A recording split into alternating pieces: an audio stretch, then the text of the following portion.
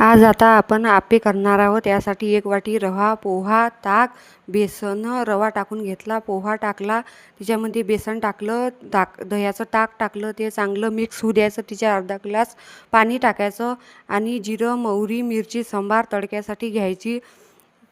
आता तडक्यासाठी आपण तेल टाकायचं, त्याच्यामध्ये जिरं, मोहरी, मिरची सांबार टाकून घ्यायची, ते चांगलं होऊ द्यायचं तिच्यामध्ये।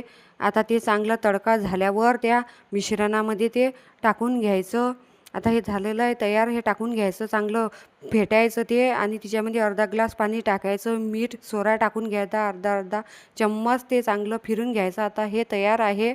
आता याच्यामध्ये आपण आप्पेच्या भांड्यामध्ये तेल घेऊ, तिच्यामध्ये तेल घेतल्यानंतर ते गरम झाल्यावर ते आप्पेचं मिश्रण तिच्यामध्ये टाकून घेऊ आणि याच्यावर झाकण ठेवू, 3 मिनटं होऊ द्यायचं आणि हे आता आपले आप्पे तयार आहे। आज आता आपण आप्पे करणार आहोत। यासाठी 1 वाटी रवा, पोहा, ताक, बेसन, रवा टाकून घेतला, पोहा टाकला, त्याच्यामध्ये बेसन टाकलं, दह्याचं ताक टाकलं, ते चांगलं मिक्स होऊ द्यायचं। तिच्या अर्धा ग्लास पाणी टाकायचं आणि जिरं, मोहरी, मिरची सांबार तडक्यासाठी घ्यायची।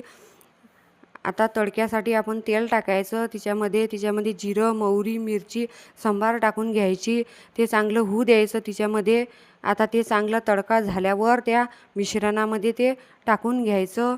आता हे झालेलं आहे तयार, हे टाकून घ्यायचं, चांगलं फेटायचं ते आणि त्याच्यामध्ये अर्धा ग्लास पाणी टाकायचं, मीठ सोडा टाकून घ्यायचा अर्धा चम्मच, ते चांगलं फिरून घ्यायचं। आता हे तयार आहे। आता याच्यामध्ये आपण आप्पेच्या भांड्यामध्ये तेल घेऊ, तिच्यामध्ये तेल घेतल्यानंतर ते गरम झाल्यावर ते आप्पेचं मिश्रण तिच्यामध्ये टाकून घेऊ आणि याच्यावर झाकण ठेवू, 3 मिनटं होऊ द्यायचं आणि हे आता आपले आप्पे तयार आहे।